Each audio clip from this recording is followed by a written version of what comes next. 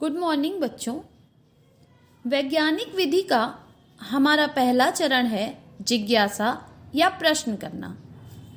जैसा कि सीमा ने प्रश्न किया था कि परछाई क्या है और यह कैसे बनती है, आज हम वैज्ञानिक विधि के द्वारा इस प्रश्न का उत्तर खोजने का प्रयास करेंगे।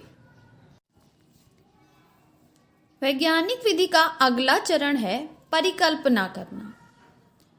परिकल्पना में हम अपने प्रश्न से जुड़ी हुई अलग अलग कल्पनाएं करते हैं। जैसे कि हमारा प्रश्न है परछाई क्या है और यह कैसे बनती है, तो इसके लिए हम एक परिकल्पना बना सकते हैं कि अलग अलग वस्तु की परछाई कैसे बनती है और कैसे दिखती है। वैज्ञानिक विधि का तीसरा और चौथा चरण लगभग साथ साथ में चलता है, क्योंकि जब हम परीक्षण कर रहे होते हैं उसी वक्त हम उस परीक्षण का निरीक्षण भी कर रहे होते हैं, यानी उसको देख रहे होते हैं, समझ रहे होते हैं और आपस में उसका विश्लेषण भी करते हैं। वर्गीकरण को हम एक अलग पेपर पर लिखते हैं, वो मैं आगे आपको बताती हूँ कैसे करना है। परीक्षण करने के लिए हम सबसे पहले क्या करेंगे कि हम कुछ वस्तुओं को लेंगे और उनको टॉर्च की रोशनी के आगे रख कर देखेंगे कि क्या होता है, और दूसरे चरण में हम उन्हीं वस्तुओं को टॉर्च की रोशनी के पीछे रखकर देखेंगे कि क्या होता है। जैसा कि आप चित्र में देख पा रहे हैं कि जब वस्तु टॉर्च की रोशनी के आगे होती है तो जैसी वस्तु होती है ठीक वैसी ही परछाई उसकी बनती है। पहले चित्र में हाथ की परछाई बन रही है, दूसरे में बॉक्स की और तीसरे में पेन की। यानी कोई भी वस्तु जब हम रोशनी के आगे रखते हैं तो उसके जैसी आकृति हमें सामने की दीवार पर या सामने की जगह पर प्राप्त होती है। इस चित्र में आप देख सकते हैं कि जब वस्तुओं को हमने टॉर्च की रोशनी के पीछे रखा है तो हमें कोई भी आकृति प्राप्त नहीं हो रही है, जबकि इसके पहले चित्र में हमें हाथ और बॉक्स और पेन के काले रंग की आकृति एक छाया के रूप में दीवार पर प्राप्त हो रही थी। परीक्षण, निरीक्षण और विश्लेषण करते समय ही हम वर्गीकरण कर इस तरह एक कॉपी या पेपर पर वर्गीकरण बना लेते हैं, जैसा कि मैंने पहले ही आपको बताया था। अब हमने जो प्रयोग किया उसका वर्गीकरण हम कैसे करेंगे? आकृति बनी और आकृति नहीं बनी। आकृति कब बनी? जब वस्तु रोशनी के आगे रखी थी, और आकृति कब नहीं बनी? जब वस्तु रोशनी के पीछे थी। वैज्ञानिक विधि के चौथे चरण में हमने जो भी प्रयोग किए हैं उनका अभिलेखन करते हैं, यानी उनको लिख लेते हैं।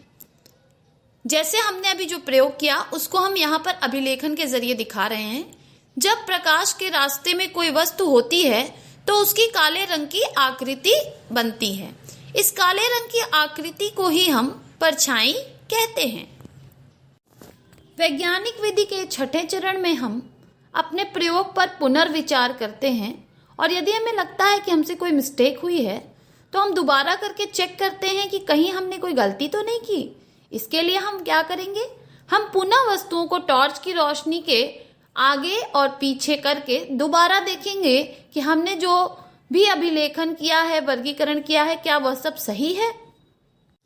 वैज्ञानिक विधि के सातवें चरण में हम निष्कर्ष पर पहुंचते हैं। जैसे हमने इस प्रयोग का निष्कर्ष निकाला कि प्रकाश की उपस्थिति में प्रकाश के मार्ग में किसी अपारदर्शी पदार्थ के आने पर प्रकाश का मार्ग रुक जाता है। प्रकाश का मार्ग रुक जाने का कारण उसके स्थान पर वस्तु की काली छाया रह जाती है, जिसे हम उस वस्तु की परछाई कहते हैं। इस तरह से हम मिलकर वैज्ञानिक विधि के चरणों के द्वारा किसी भी समस्या का समाधान खोजने का प्रयास कर सकते हैं, और आप सभी नन्हे वैज्ञानिक बनने की तरफ अपना कदम बढ़ा सकते हैं। इसके बाद हम वैज्ञानिक विधि के आठवें चरण के बारे में बात करेंगे।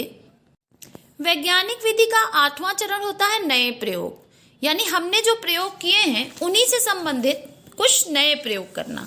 जैसे कि हमने परछाई से संबंधित प्रयोग किया है तो हम उससे जुड़े हुए कुछ और प्रयोग कर सकते हैं कि घर में छाया के लिए शेड लगाना, या छाते द्वारा धूप से बचना। अब मैं आशा करती हूँ कि आप बच्चे इन दोनों में से किसी प्रश्न का हल खोजकर मुझे अवश्य बताएंगे कि आपने वैज्ञानिक विधि के किन किन चरणों का और कैसे पालन किया। अगर आपको मेरा ये वीडियो अच्छा लगे तो मेरे चैनल को सब्सक्राइब करें और बेल आइकन का बटन अवश्य दबाएं।